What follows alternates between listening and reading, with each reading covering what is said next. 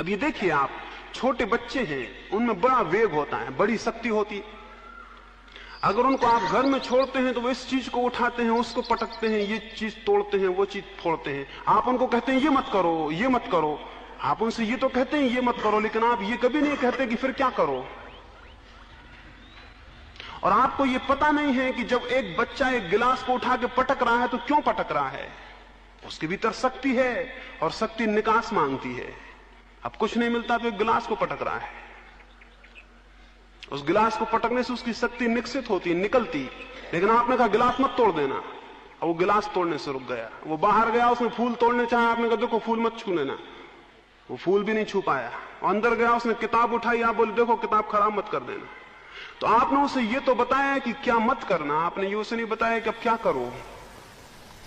ये बच्चे में ग्रंथियां शुरू हो गई, कॉम्प्लेक्सेस पैदा होने शुरू हो गए। अब इसमें गांठें पड़ती चली जाएंगी।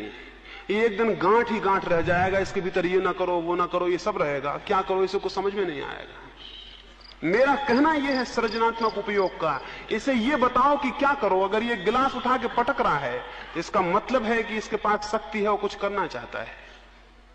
आपने कह दिया ये मत करो, इससे बेहतर था आप इसे मिट्टी देते हो, कहते एक गिलास बनाओ, इसी गिलास की तरह एक गिलास बनाओ। तो ये सृजनात्मक उपयोग होता है। मेरी आप बात समझे। ये फूल तोड़ने गया था, इसे आप कागज पकड़ा देते और कहते कि इसी तरह का फूल बनाओ, तो ये सृजनात्मक उपयोग होता है। ये किताब फाड़ रहा था या किताब उठाया था, इसे आपको कुछ देना चाहिए था कि उस शक्ति का उपयोग करता। अभी शिक्षा बिल्कुल ही असृजनात्मक है, क्रिएटिव नहीं है। इसलिए बच्चों का जीवन बचपन से खराब हो जाता है। और हम सब बिगड़े हुए बच्चे हैं, हम सब बिगड़े हुए बच्चे हैं।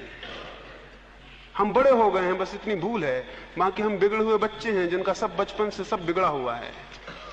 और फिर हम जीवन भर वही बिगड़ा हुआ सब करते चले जाते हैं। तो मैंने जो कहा क्रिएटिविटी, सृजनात्मकता, उससे मेरा मतलब यह है कि जब भी शक्ति का उदय हो, उसका कोई सृजनात्मक उपयोग करिए, जिससे कुछ बन जाए, कुछ निर्मित हो जाए, कुछ विनष्ट ना हो।